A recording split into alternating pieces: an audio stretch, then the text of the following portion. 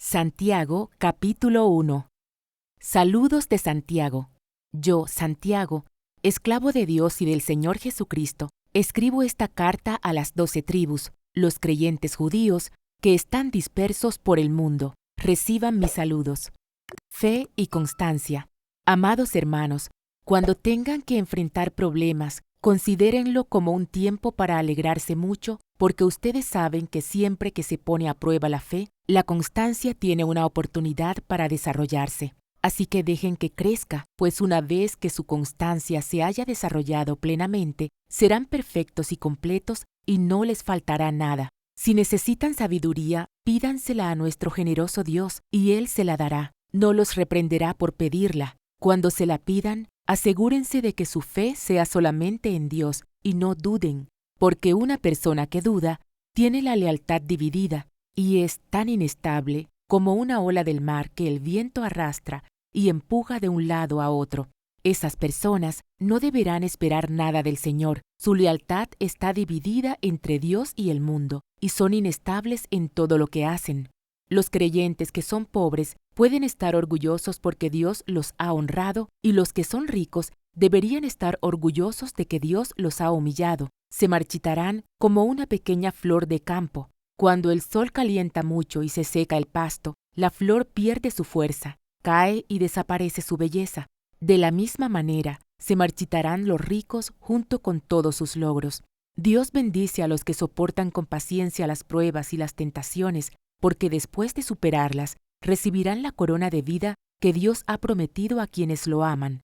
Cuando sean tentados, acuérdense de no decir, Dios me está tentando. Dios nunca es tentado a hacer el mal y jamás tienta a nadie. La tentación viene de nuestros propios deseos, los cuales nos seducen y nos arrastran. De esos deseos nacen los actos pecaminosos, y el pecado, cuando se deja crecer, da a luz la muerte. Así que no se dejen engañar, mis amados hermanos. Todo lo que es bueno y perfecto desciende a nosotros de parte de Dios nuestro Padre, quien creó todas las luces de los cielos. Él nunca cambia ni varía como una sombra en movimiento. Él, por su propia voluntad, nos hizo nacer de nuevo por medio de la palabra de verdad que nos dio, y de toda la creación nosotros llegamos a ser su valiosa posesión. Escuchar y obedecer. Mis amados hermanos, quiero que entiendan lo siguiente. Todos ustedes deben ser rápidos para escuchar, lentos para hablar y lentos para enojarse. El enojo humano no produce la rectitud que Dios desea, así que quiten de su vida todo lo malo y lo sucio, y acepten con humildad la palabra que Dios les ha sembrado en el corazón, porque tiene el poder para salvar su alma. No solo escuchen la palabra de Dios, tienen que ponerla en práctica. De lo contrario, solamente se engañan a sí mismos, pues si escuchas la palabra, pero no la obedeces, sería como ver tu cara en un espejo. Te ves a ti mismo, luego te alejas y te olvidas cómo eres. Pero si miras atentamente en la ley perfecta que te hace libre y la pones en práctica y no olvidas lo que escuchaste, entonces Dios te bendecirá por tu obediencia. Si afirmas ser religioso pero no controlas tu lengua, te engañas a ti mismo y tu religión no vale nada. La religión pura y verdadera a los ojos de Dios Padre consiste en ocuparse de los huérfanos y de las viudas en sus aflicciones y no dejar que el mundo te corrompa. Santiago capítulo 2. No mostrar preferencia entre las personas. Mis amados hermanos, ¿cómo pueden afirmar que tienen fe en nuestro glorioso Señor Jesucristo si favorecen más a algunas personas que a otras? Por ejemplo, supongamos que alguien llega a su reunión vestido con ropa elegante y joyas costosas, y al mismo tiempo entra una persona pobre y con ropa sucia. Si ustedes le dan un trato preferencial a la persona rica y le dan un buen asiento, pero al pobre le dicen, tú puedes quedarte de pie allá o bien sentarte en el piso, ¿acaso esta discriminación no demuestra que sus juicios son guiados por malas intenciones? Escúchenme, amados hermanos, ¿no eligió Dios a los pobres de este mundo para que sean ricos en fe? ¿No son ellos los que heredarán el reino que Dios prometió a quienes lo aman? Pero ustedes desprecian a los pobres. ¿Acaso no son los ricos quienes los oprimen a ustedes y los arrastran a los tribunales? ¿Acaso no son ellos los que insultan a Jesucristo, cuyo noble nombre ustedes llevan? Por supuesto, hacen bien cuando obedecen la ley suprema tal como aparece en las Escrituras. Ama a tu prójimo como a ti mismo. Pero si favorecen más a algunas personas que a otras, cometen pecado. Pues el que obedece todas las leyes de Dios, menos una, es tan culpable como el que las desobedece todas, porque el mismo Dios que dijo, no cometas adulterio, también dijo, no cometas asesinato. Así que si ustedes matan a alguien pero no cometen adulterio, de todos modos han violado la ley. Entonces, en todo lo que digan y en todo lo que hagan, recuerden que serán juzgados por la ley que los hace libres. No habrá compasión para quienes no hayan tenido compasión de otros, pero si ustedes han sido compasivos, Dios será misericordioso con ustedes cuando los juzgue. La fe sin buenas acciones está muerta. Amados hermanos, ¿de qué le sirve a uno decir que tiene fe si no lo demuestra con sus acciones? ¿Puede esa clase de fe salvar a alguien? Supónganse que ven a un hermano o una hermana que no tiene qué comer ni con qué vestirse, y uno de ustedes le dice, «Adiós, que tengas un buen día, abrígate mucho y aliméntate bien», pero no le da ni alimento ni ropa. ¿Para qué le sirve? Como pueden ver, la fe por sí sola no es suficiente. A menos que produzca buenas acciones, está muerta y es inútil. Ahora bien, alguien podría argumentar, algunas personas tienen fe, otras buenas acciones, pero yo les digo, ¿cómo me mostrarás tu fe si no haces buenas acciones?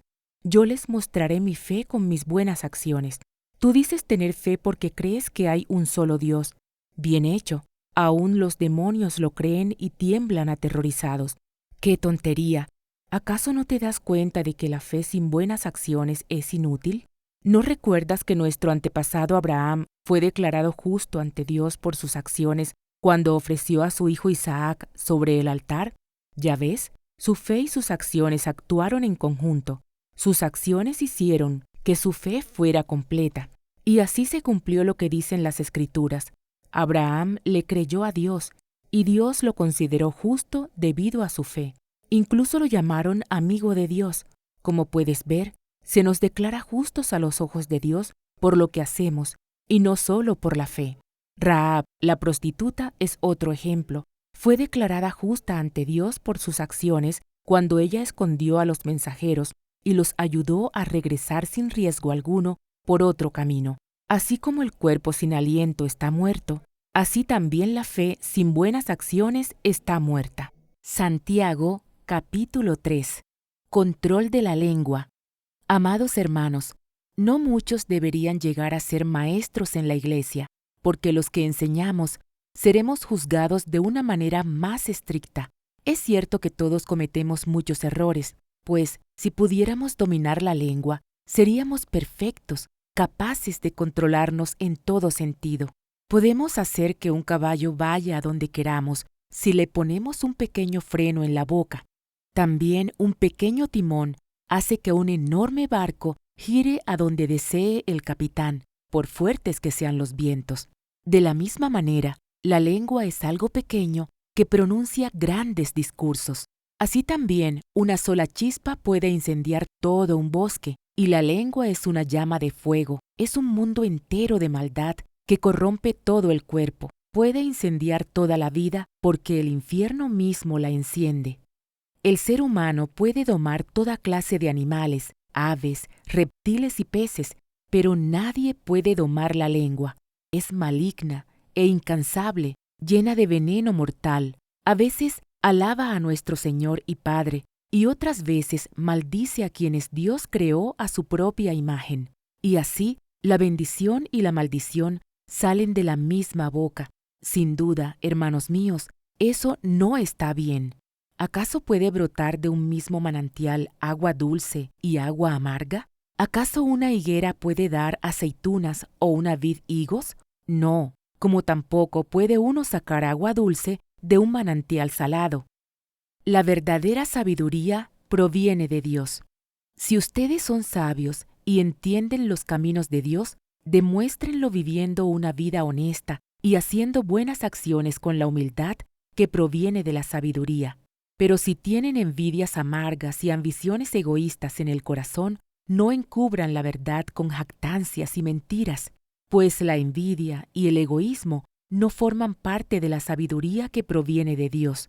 Dichas cosas son terrenales, puramente humanas y demoníacas, pues donde hay envidias y ambiciones egoístas, también habrá desorden y toda clase de maldad. Sin embargo, la sabiduría que proviene del cielo es ante todo pura y también ama la paz, siempre es amable y dispuesta a ceder ante los demás, está llena de compasión y de buenas acciones, no muestra favoritismo y siempre es sincera. Y los que procuran la paz sembrarán semillas de paz y recogerán una cosecha de justicia. Santiago capítulo 4. Acercarse más a Dios. ¿Qué es lo que causa las disputas y las peleas entre ustedes? ¿Acaso no surgen de los malos deseos que combaten en su interior? Desean lo que no tienen, entonces traman y hasta matan para conseguirlo. Envidian lo que otros tienen, pero no pueden obtenerlo. Por eso luchan y les hacen la guerra para quitárselo. Sin embargo, no tienen lo que desean porque no se lo piden a Dios. Aun cuando se lo piden, tampoco lo reciben, porque lo piden con malas intenciones. Desean solamente lo que les dará placer. Adúlteros, ¿no se dan cuenta de que la amistad con el mundo los convierte en enemigos de Dios? Lo repito, si alguien quiere ser amigo del mundo, se hace enemigo de Dios. ¿Qué creen ustedes que quieren decir las Escrituras cuando afirman que el Espíritu que Dios ha puesto dentro de nosotros está lleno de envidia? Sin embargo, Él nos da aún más gracia para que hagamos frente a esos malos deseos. Como dicen las Escrituras, Dios se opone a los orgullosos, pero muestra su favor a los humildes. Así que humíllense delante de Dios, resistan al diablo, y él huirá de ustedes. Acérquense a Dios, y Dios se acercará a ustedes. Lávense las manos, pecadores, purifiquen su corazón, porque su lealtad está dividida entre Dios y el mundo. Derramen lágrimas por lo que han hecho, que haya lamento y profundo dolor, que haya llanto en lugar de risa y tristeza en lugar de alegría. Humíllense delante del Señor, y Él los levantará con honor. No juzgar a los demás. Amados hermanos, no hablen mal los unos de los otros. Si se critican y se juzgan entre ustedes, entonces critican y juzgan la ley de Dios. En cambio, les corresponde obedecer la ley, no hacer la función de jueces. Solo Dios, quien ha dado la ley, es el juez. Solamente Él tiene el poder para salvar o destruir. Entonces, ¿qué derecho tienes tú para juzgar a tu prójimo? Advertencia para los que confían en sí mismos. Presten atención, ustedes que dicen, hoy o mañana iremos a tal o cual ciudad y nos quedaremos un año, haremos negocios allí y ganaremos dinero. ¿Cómo saben qué será de su vida el día de mañana? La vida de ustedes es como la neblina del amanecer, aparece un rato y luego se esfuma. Lo que deberían decir es, si el Señor quiere, viviremos y haremos esto o aquello. De lo contrario, están haciendo alarde de sus propios planes y semejante jactancia es maligna. Recuerden que es pecado saber lo que se debe hacer y luego no hacerlo. Santiago capítulo 5. Advertencia para los ricos. Presten atención ustedes los ricos.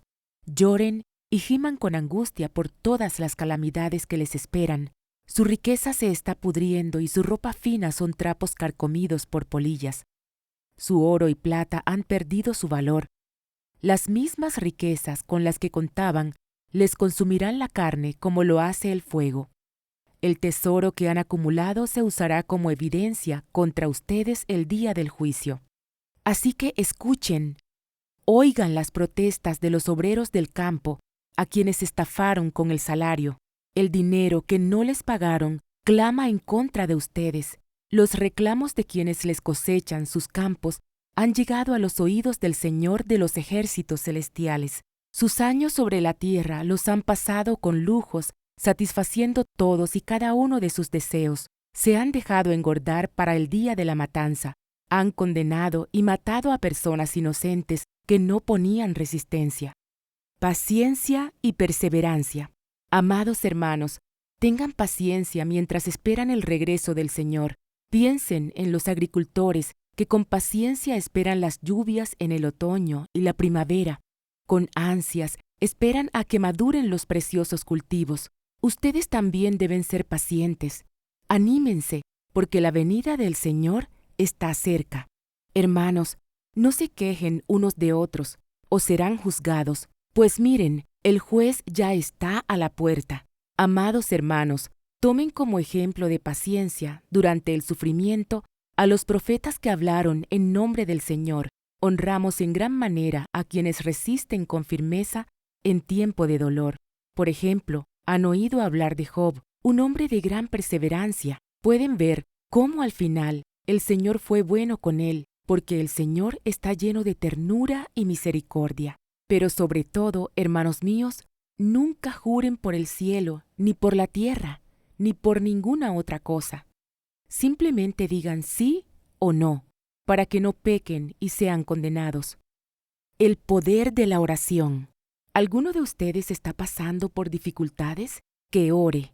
¿Alguno está feliz? Que cante alabanzas. ¿Alguno está enfermo?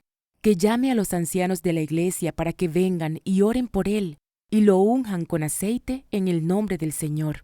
Una oración ofrecida con fe sanará al enfermo, y el Señor hará que se recupere, y si ha cometido pecados, será perdonado. Confiésense los pecados unos a otros, y oren los unos por los otros, para que sean sanados. La oración ferviente de una persona justa tiene mucho poder y da resultados maravillosos. Elías era tan humano como cualquiera de nosotros. Sin embargo, cuando oró con fervor para que no cayera lluvia, no llovió durante 3 años y medio. Más tarde, cuando volvió a orar, el cielo envió lluvia y la tierra comenzó a dar cosechas. Restaurar a los creyentes que se apartan.